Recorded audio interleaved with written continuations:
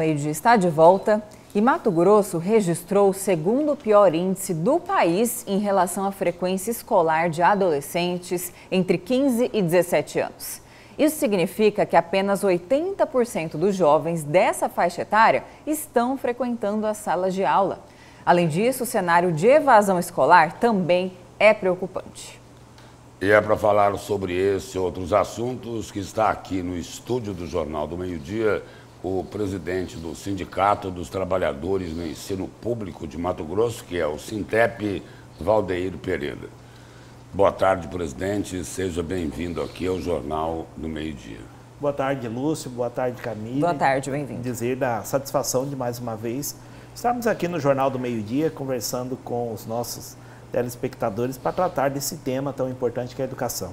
Presidente, preocupante esses dados do IBGE. Por que tantos estudantes fora da escola em Mato Grosso? Primeiro, esse número explica a ausência de muitas políticas públicas, mas principalmente o fechamento de escola, de centro de educação de jovens e adultos e política que garanta a permanência dos nossos estudantes nas escolas públicas aqui do estado de Mato Grosso. E outra é a própria ação do governo do estado, que a gente já vem denunciando há praticamente 2 anos, essa manobra de que hoje você não precisa estar na escola para ser aprovado ou nem precisa estudar. E é claro que esse número de evasão aqui do estado do Mato Grosso é um número muito elevado e há uma necessidade muito grande de ações por parte do governo do estado de Mato Grosso para garantir que esses estudantes voltem para o banco das escolas, mas para além disso que efetivamente as escolas estaduais garantam a aprendizagem do nosso estudante, que nesse momento você tem muito tarefismo dentro da escola e pouco tempo para que o professor realmente se dedique àquilo que é a sua atuação principal, que é o processo de ensino-aprendizagem.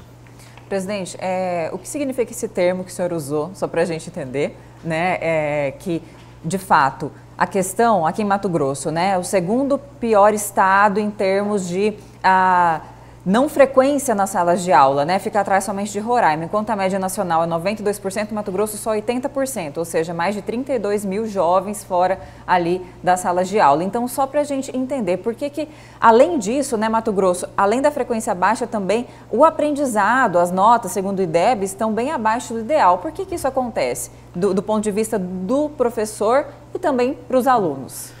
Acontece por vários fatores. A primeira evasão escolar é o quê?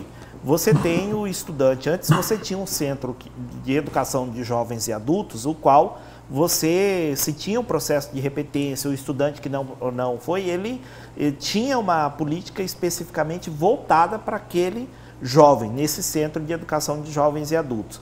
Foram fechados, hoje oferece-se apenas as escolas regulares para esse atendimento desse jovem, e aí ele não se sente confortável, por exemplo, um jovem com 17, 18 anos, que porventura esteja no 6º ano, e para uma escola regular com uma criança de 11, 12 anos de idade. Então, ele não tem uma política de acolhimento para o jovem que evadiu da escola e que possa ser atendido efetivamente no estado de Mato Grosso. A outra questão do IDEB, a gente tem a propaganda do governo de que melhorou o IDEB, que o estado de Mato Grosso saiu, mas é uma maquiagem. Tanto que a gente já denunciou isso no Tribunal de Contas do estado de Mato Grosso, no Ministério Público, mas eles não tomaram providência. O que o governo fez? O estudante foi para dentro da escola, que o IDEB é o quê? A nota que a pessoa tira em português e matemática, mais o índice de matrículas. E o que o governo fez? Ele, durante algum tempo, esse estudante não foi. Chegou caso, por exemplo, de estudante que foi em torno de um mês só durante o ano letivo, chegou no final do ano, ele foi reprovado por falta dentro da escola. Quando foi em janeiro, o governo determinou que fosse adulterado o diário do professor para que mudasse o status dele de reprovado para aprovado. Esse ano ele está fazendo uma outra manobra, que é o quê? O estudante que está infrequente é para ficar transferindo ele de uma turma para outra, para a hora que vier fazer essa verificação, fala, não, ele pegou aqui a declaração de transferência, mas depois você volta. Então, isso que vem acontecendo aqui na educação do estado de Mato Grosso, que eleva, a grosso modo, o número, mas nós que estamos no cotidiano da escola, a gente não tem percebido de forma significativa a melhoria no processo de aprendizagem, que é a minha filha, a criança que está dentro da escola pública, dizer, realmente está melhorando, tem um olhar específico e voltado. E o professor? Qual a responsabilidade dele nisso? O professor, ele se sente de mãos atadas, por quê? Se ele não cumprir as determinações por parte da SEDUC, ele é punido, não recebe gratificação por resultado. Então, o governo criou toda uma estrutura para que isso aconteça de uma forma quase que automática no estado de Mato Grosso, que não gere questionamento. E é claro que o sindicato, ao fazer esses questionamentos e trazer esses assuntos à luz, ele torna-se até um vilão e até sofre com aquilo que vem sendo implementado pelo governo de Mauro Mendes, que é a perseguição às entidades sindicais combativas aqui no estado de Mato Grosso, por dizer única e exclusivamente a verdade. Presidente, o senhor faz aí uma denúncia grave na educação pública estadual. O Sintep diz o seguinte, olha, estão fazendo maquiagem. Agora, os órgãos de controle e fiscalização, como o Tribunal de Contas e Ministério Público, não tomam providências, por quê? Não sei dizer, Lúcio, porque assim, a gente já levou para conhecimento do Ministério Público, o Tribunal de Contas, e parece que há um certo alinhamento, talvez com o governo do estado, para que a verdade não venha à tona e o estado de Mato Grosso fique como o estado da propaganda, né, que melhorou os índices educacionais, porque se houvesse realmente um controle externo aqui no estado de Mato Grosso, investigativo, não precisava muito. Vou dar inclusive a dica, basta algum órgão de controle como o Ministério Público solicitar o relatório de acesso ao sistema de registro acadêmico dos estudantes, que lá terá toda a situação e o histórico de quem anda fazendo algumas adulterações nesses últimos anos de registro acadêmico para burlar o sistema avaliativo que é o IDEB aqui no nosso estado. Presidente, amanhã vai acontecer uma paralisação de âmbito nacional, inclusive aqui, certo? Quais são as principais reivindicações dos profissionais da educação?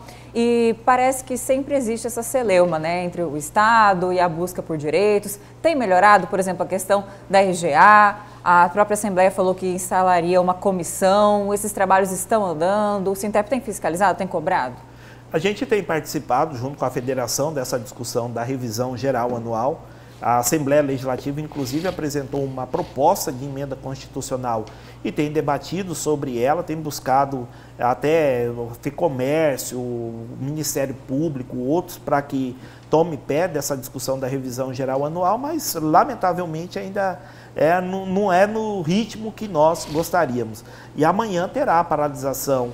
É uma paralisação nacional chamada para a aprovação do Plano Nacional de Educação, que perde a sua vigência em dezembro desse ano e a partir do ano de 2026 não terá um novo plano.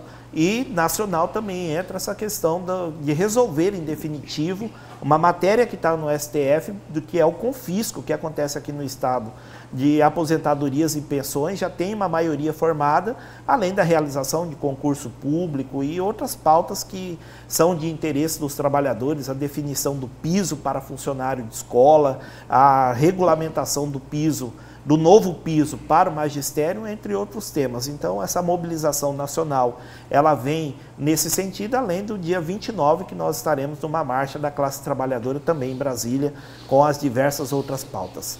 Presidente, lá no STF, em que pé está o julgamento dessa questão aí que o senhor define como confisco das aposentadorias?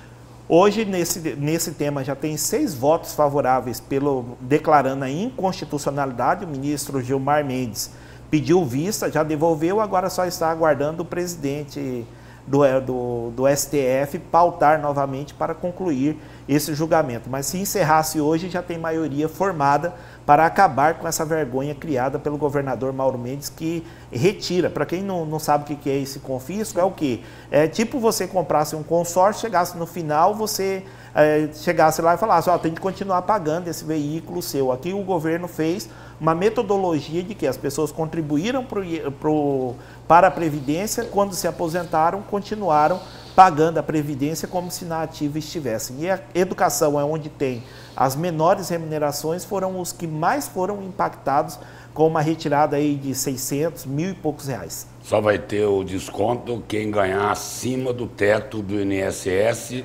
sendo resolvido o assunto lá no Supremo. Exatamente. Só vai ter a contribuição previdenciária acima do teto do INSS. Presidente, obrigado pela presença e pelas informações aqui no Jornal do Meio-Dia. Eu que agradeço, nos colocamos à disposição sempre que precisarmos para tratar dessas questões que são extremamente importantes para a sociedade do Estado do Mato Grosso. Obrigada, presidente. Uma boa tarde.